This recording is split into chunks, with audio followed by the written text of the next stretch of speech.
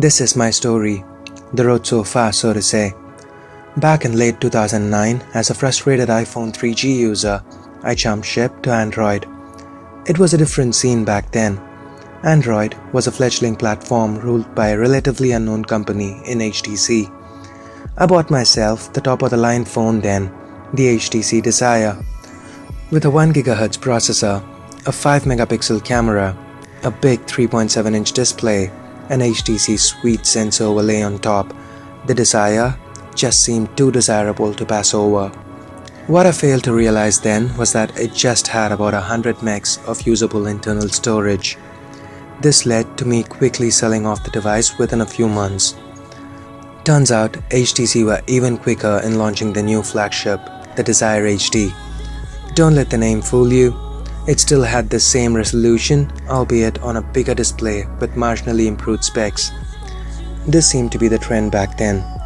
Low internal storage, new flagships every few months with marginally updated specs, an utter lack of software updates to existing flagships even if they were just a few months old, and a high price tag. This seemed to be HTC's formula. This led to a lot of frustrated users. HTC had left the proverbial door open. The time was right for someone to step up and offer an alternate Android solution. Enter Samsung. With the Galaxy S line, Samsung played savior, addressing most of HTC's issues. Larger internal storage, better software updates, an Apple-esque one flagship phone per year, and all at a lower price tag thanks to the plastics used. Add to this Samsung's marketing might and a little wily maneuver in which they cut off supply of AMOLED displays to HTC devices and used them in their Galaxy S line instead, the same AMOLED displays that HTC had heavily marketed earlier. HTC were rattled. Their reply was to release multiple lines of phones that even the most ardent HTC fan was unable to keep track of. It was really confusing. Flash forward to late 2011. Samsung had already shipped millions of phones worldwide thanks largely to the success of the Galaxy S and its successor, the Galaxy S2. What happened next? Well, I can't tell it any better than Coldfustion. So off to you, brother.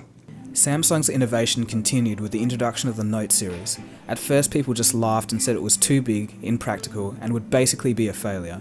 This proved to be a stubborn old mindset of the time. Against the grain of the entire universe pretty much, Samsung managed to bring the stylus back into existence. They raised it from the dead. They also managed to create an entirely new market which still goes unrivaled today. Flash forward again to early 2013. Samsung already had 2 more wins under their belt in the Galaxy S3 and the Galaxy Note 2. Together, both accounted for over 50 million sales worldwide. Samsung, with their marketing might and pendant for holding huge launch events, now launched the Samsung Galaxy S4. Despite the familiar plastic build, the Galaxy S4 was well received and is probably gonna go on to sell millions. So what's this video about anyway? It's about what happened in the year between the launch of the Galaxy S3 and the Galaxy S4. In the last year, Samsung have aggressively tried to cater to a different demographic by launching a host of low to mid-end Galaxy phones in developing markets like India. Phones like the Galaxy Win, Rex, Young, Grand, Mini, Advance and Plus lines to name a few.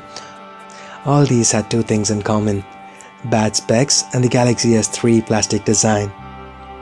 Don't get me wrong here, I'm not expecting Galaxy S4 or even Galaxy S3 kind of specs on a budget phone.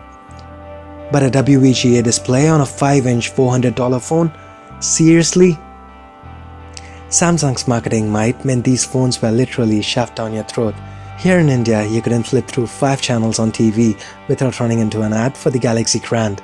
As if the dilution of the Galaxy name wasn't enough, Samsung have now decided to use the Galaxy S4 branding as well. Devices like the Galaxy S4 Zoom, Galaxy S4 Active and Galaxy S4 Mini are in the works, and this time around, even the Western markets aren't to be spared. The Galaxy Note 2 knockoffs, the twin Galaxy Megas, are already primed for launch in the West. The Galaxy branding and the Galaxy S3 design are the only reasons why these devices are successful, despite competitors offering higher specs for the same price. What Samsung failed to realize here is that the more they flood the market with low-spec lookalikes of their flagships, the more it dilutes the brand, and that in turn hurts the flagships themselves. So is Samsung missing a step here? Are they being too short-sighted to see the larger picture?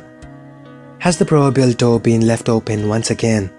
What do you think happens next? Could it be the second coming of a certain manufacturer? Could it be another rising from the ashes?